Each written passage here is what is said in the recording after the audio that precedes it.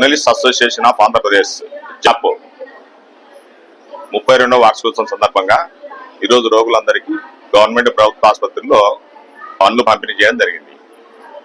ఈ జాప్ యూనియన్ 3 దశాబ్దాలుగా పత్రికా స్వేచ్ఛ, పత్రికా స్వాతంత్రం, విలేకరుల సమస్య మీద పోరాడుతూనే ఉంది.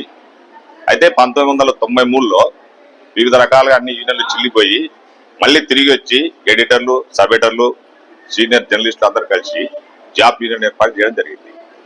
ఈ సందర్భంగా పలు సమస్యల మీద పోరాటాలు సాగిస్తూనే ఉంది.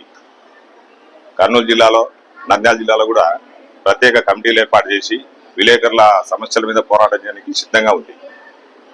పలు సామాజిక కార్యక్రమాలు కూడా పాల్గొనేందుకు ఈ జాప్ యూనియన్ స్టేట్ వైడ్ గా 2 ఉమ్మడి రాష్ట్రాల్లో కూడా పలు కార్యక్రమాలు, సేవా కార్యక్రమాలు అందిస్తూ జరుగుతుంది.